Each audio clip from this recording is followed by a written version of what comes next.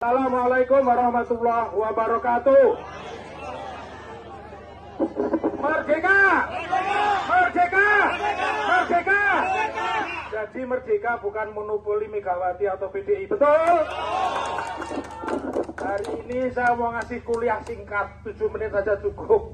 Jadi kalau ada perdebatan people power, itu katanya pelanggaran hukum Pak Jokowi yang ditangkap pertama kali. Ya, di sini people power itu dianggap gerakan rakyat. Ya memang begitu namanya people power kok. Suara rakyat. Jadi people power kalau ada yang mengartikan makar, saya yakin sekolahnya orang tamat. Betul? Kalau dia masuk fakultas hukum mesti nyogok setahun lulus. Betul? Sama yang katanya lulusan Gama, ternyata bukan Gajah Mada, ini gabungan maklar. Ya. Jadi saya tegaskan, saya sebagai orang hukum, tidak ada satu pasal pun yang bisa menjerat orang mengucapkan people power. Ya, kalau dicari dari leksikon tata bahasanya, people itu adalah rakyat, power adalah kekuatan rakyat.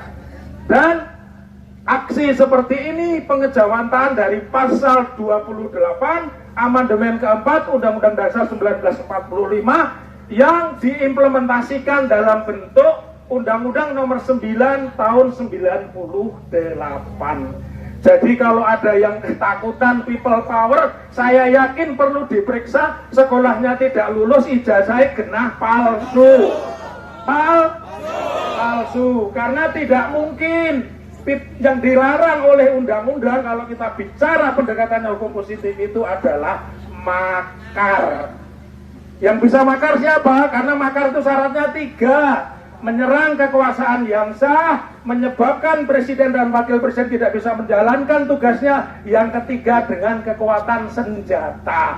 Pertanyaannya, yang punya senjata sekarang siapa? Polisi dengan siapa? Jadi yang bisa berontak itu cuma polisi dengan tentara. Jadi kalau ada orang yang takut dengan people power, saya ingin belajar ini buku ini bestseller ya, 2014 yang nulis Bimo Nugroho dan Muhammad Yamin Pancasetia. Jadi Bapak Ibu yang duduk di jauh dari sini, yang nyenter saya nggak usah dari jauh, taruh tipnya di sini, ngomong dengan saya ya. Tidak perlu ditakuti orang people power. Saya tahu bagaimana ayahanda saya, Pak Mudrik itu dengan saya sudah seperti sahabat. Ya kadang-kadang tidak cocok gitu Pak Mudrik ya, tapi banyak cocoknya ya. Jadi ketika Pak Mudrik didatangi beberapa orang untuk memindahkan tempat, ya sudah, beliau ayah saya, walaupun secara batin saya tidak suka. Tapi ketika saya mau berangkat ke sini, istri saya bicara, ya kamu berangkat jelaskan pada masyarakat people power itu yang mempelopori Pak Jokowi, betul? Karena itu dengan people power Pak Jokowi jadi presiden, dengan people power pula kita minta Pak Jokowi pulang ke Solo, betul apa betul? Jadi di mana pelanggaran konstitusinya? Lalu di pasal 10 Undang-Undang 998 disebutkan pasal 10 ayat 3. Untuk menyampaikan pendapat di muka umum itu cukup mengirim pemberitahuan 3 hari sebelumnya. Insya Allah di sini sudah dikirim oleh ketua panitia.